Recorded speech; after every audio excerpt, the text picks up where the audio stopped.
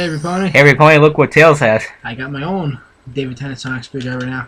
Yeah. Oh, by the way, Bazinga. Yeah, and just like Screwdriver, I am wearing my Doctor Who shirt again. See the TARDIS on it. I don't know if you can see it clearly, but I am wearing my Doctor Who shirt.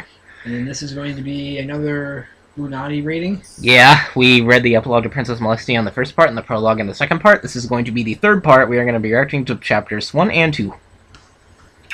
So, here we go. Princess Lunaughty by Streak the Fox. How could we have been so blind? Luna thought to herself. How could we not have remembered what we had experienced so long ago, and so recently? Perhaps the time in our nightmare moon state had done more than we imagined. Luna brushed her mane back with her hoop, curling her other hoops closer around the figure in her bed. Twilight. Poor Twilight. Wiley. On the moon, our body was dormant, certainly, but our mind was still as active as ever. We could feel things. Needs, desires, memories, emotions, passion. She looked down at the lavender unicorn passed out against her, taking a moment to stroke her mane. For 1,000 years our mind ventured. It crept into areas of thought that we normally would not wish to go to, into situations that we dared not travel. Yet it went on. Yep. The hoof not brushing the mare's mane slid down her figure, reaching the lavender pony's rump and gently sliding her hoof over it. In those years we had thought, nay, almost experienced what our sister has done. It seems all so clear to us now, so vivid, yet shrouded by hate and rage upon my return. After we were freed from our nightmare, our thoughts were new, fresh, like being freshly released into a new world.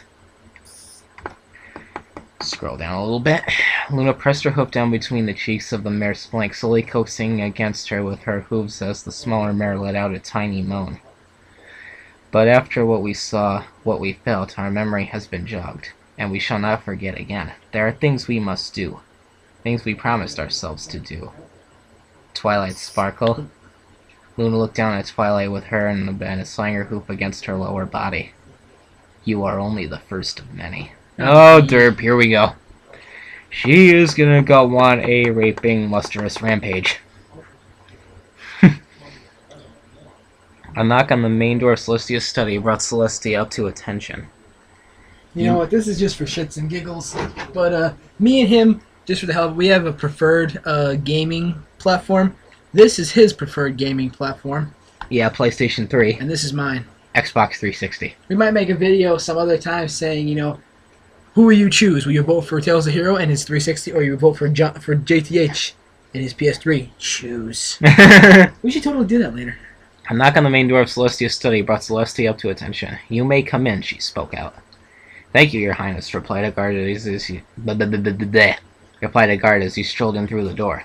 I have just been sent to inform you that Luna has finished her business with Twilight Sparkle, and that Miss Sparkle is currently on her way back to Ponyville. Thank you for informing me, Celestia replied to her with her usual soft, regal smile. I wish to stay in my study for a little longer. You may head back to your duties, sir. Yes, Your Highness, the guard replied without skipping a beat, turning around and walking out of the main door.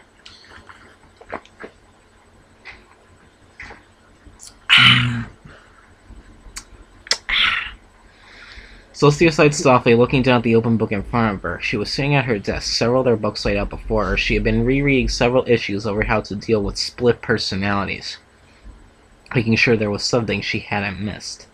She couldn't put her hoof on it, but there was something about this Molestia side of her that didn't seem like it should. It's as if there was more to it than simply a flank-hungry pervert.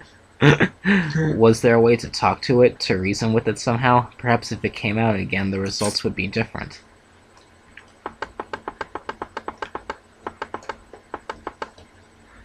Celestia stopped and raised her head up, staring straight ahead at nothing in particular. Am I finally about to go insane? Celestia thought to herself. Have all these years of ruling over Equestria finally piled up against me? She got up out of her chair and began to pace around slowly, her head low in deep thought. I'm Princess Celestia, the ruler of Equestria. Heh, that rhymes. Yep. I've spent my entire life for over the past 1,000 years to serving the ponies of this land, to make a world of harmony and peace. I have given and given, and in return, those who follow me are forever grateful. But is that alone my reward? The knowledge of millions of lives thriving under my rule? Is it enough for me? Excuse me. Sultan is making you bark. Of course it is, but why do I still seek more? Why now? Even after the elements of harmony, do I feel that dark, disgusting side of me far in the distance, like a bright light off in a dense fog. I can't see it, but I can feel it out there. Go ahead, keep reading. I'm listening. She raised up a drink. She raised up the drink she had on her desk, taking a sip of it before setting it back down. She then looked at the cup and saw the liquid in it swaying back and forth lightly, just being tipped over, still in the middle of settling again. Give and take, Celestia thought, looking at how the liquid dips from one side and then to the other. Slowly the liquid stopped and settled, becoming still. If I do not give, then soon I will stop taking. Just like in the glass, there is no energy giving the liquid motion from side to side. If giving a push one way stops, taking a push from the other side will end as well. But a thought occurred to Celestia, one that forced her to immediately rush to her book again and begin flipping through the pages, not even bothering to sit back in her chair. What if I was the one doing the taking first, and then the giving? Okay, here's an idea, Celestia. If you don't want to turn into Molestia, why don't, every once in a while you go out to a bar or something and, bring a stallion home and have a little fun, for God's sake. What the hell? I mean, we all get those urges. I'm just saying, I'm not trying to teach a life lesson or anything, but... I'd agree, but I've never had that experience before. Alright, well, let's continue reading.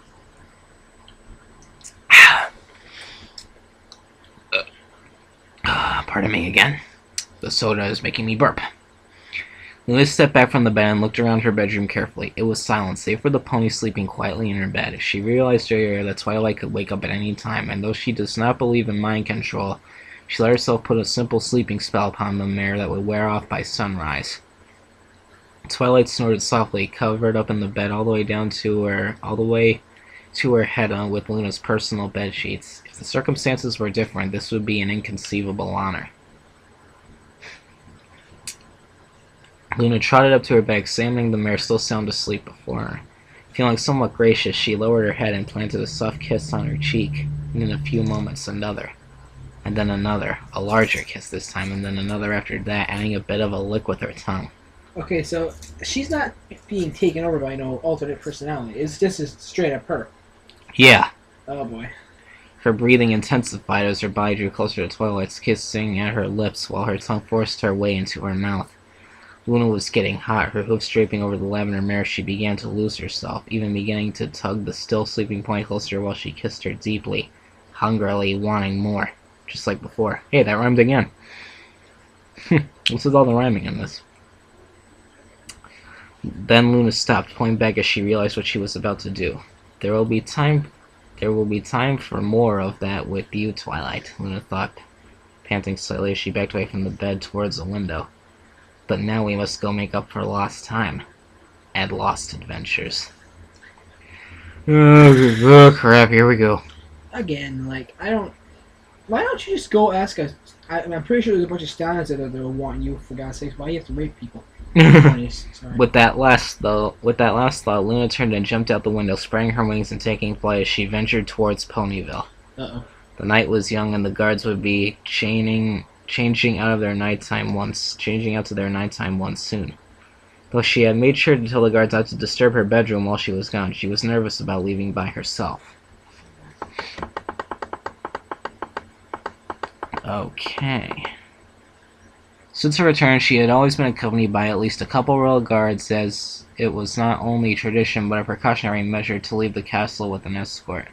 But Luna hated to break procedure. Going on her own like this felt exciting. Soda making me burp! The first minute of being out in the air alone made her feel wonderful, feel alive, make her feel like she could do anything she wanted. And she was going to do everything she wanted, and every pony she wanted. That was a great, perfect time. Damn, bro! Ski. For tonight was her night of lustful adventures. It was to be her naughty night. Oh, jeez, here we go. Luna flew over the town of Ponyville, noticing that most of the town had already gone to bed. This was perfect for her, however, as there would be less witnesses, just like when her sister had... No! Luna snapped at herself. We are not our sister. We do not keep emotions locked away with magic. We explore them freely, as any living being should. Now, where to go?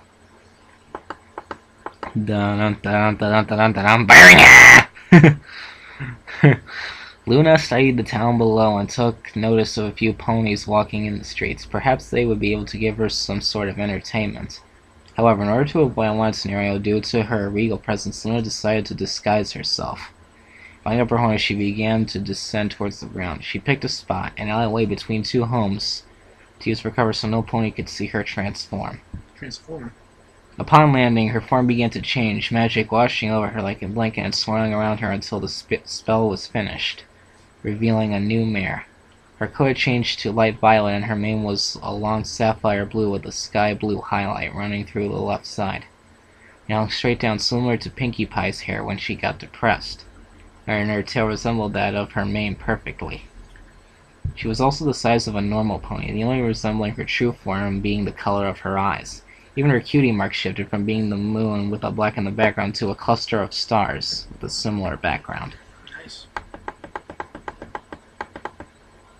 She peeked her head out of the alley, checking out her surroundings. The three mares were now distinguishable. One of them had a light purple with a cutie mark and had grapes and a strawberry. Berry punch? More than likely. She also had a dark shade purple mane that seemed to be somewhat wobbling alongside the other two. The second pony was a light yellow with the golden mane. Her cutie mark a cluster of 3 carrots. Carrot top. Yeah, the last one was a light blue mare with an hourglass cutie mark. Colgate. Her mane having 2 solid streaks of blue and white. Sort of like that one brand of toothpaste. Colgate. Yeah. Colgate. They were all walking and talking to each other and seeming to be heading towards a certain building, following the 3 by staying a reasonable distance behind them. Just out of earshot, she realized they were headed for a nightclub. Oh dear. Perfect, she thought to herself, just the kind of place I was looking for. A nightclub is surely to bring us some sort of entertainment for tonight. So many ponies to rape, so little time. Luna watched the 3 mares head inside before she too approached the building. The sign at the front said Melody's Midnight Mares. Wait, what? Luna didn't quite sounds like a strip club. Luna didn't understand the name, but this Melody pony certainly sounded intriguing. She then promptly opened the door and proceeded down a set of stairs, leading to yet another door. After opening this one, she was greeted with a large pub-like room that looked half filled with ponies. There was a bar on the other end, a few assorted pool tables, some regular sitting tables complete with chairs, a customary potted plants spread around, a soft mix of white light and red light feeding through the bulbs in the ceiling. Upon further examination, the color light seemed to shift hues softly, traveling through all the Keep reading. colors of a rainbow in a gentle fade. Hold on, he has to go out there. They just wanted to know if I was eating here or not. I'm back. So, what sort of music? Upon further examination, the color light seemed to shift hues softly, traveling through the colors of a rainbow in a gentle fade. I just popped my knee. Furthermore, there was music, a sort of rock that was audible only through the second door. It seemed almost exactly like a normal pub. The only thing that stood out to Luna, and that thing was, "There aren't any stallions in this establishment," she found herself saying aloud. "Of course there aren't," came a reply from directly beside her. Looking over, she saw 2 mares sitting at a table, sharing a single drink, each having a straw. One was teal-coated with a white mane and tail, It's a gay bar. bearing a lyre on her cutie mark. A what? The other was No, that's Lyra and Bonbon. Lyra and Bonbon. It's a gay bar. Not that I'm. There was another creamy white, dark, puffy mane and tail. One who addressed her to appear to be a teal one who began to talk again. I like those names. "This is an all-mares club. No stallions allowed. You must be new here. I'm Lyra." Yep. Oh, really? Lyra and Bonbon.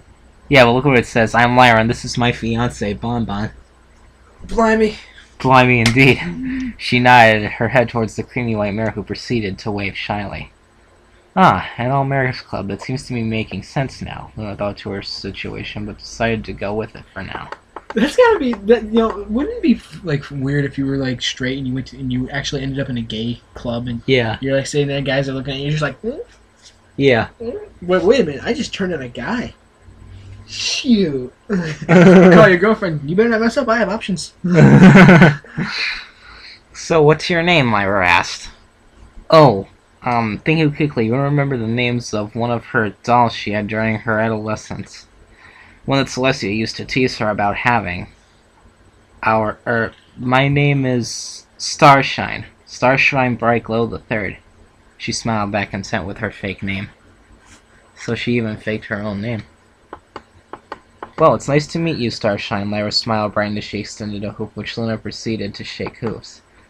Charmed, she replied in a shape. So does this mean that all you mares are in here are, well, homosexual? Well, not all of us, Lyra, replied Bonbon, giggling pretty hard. I'm actually bisexual. But Bonbon here is full-blown lesbian, actually. Huh. Well, what do you know? Yes, it's true, Bonbon spoke up, her cheeks flushed red.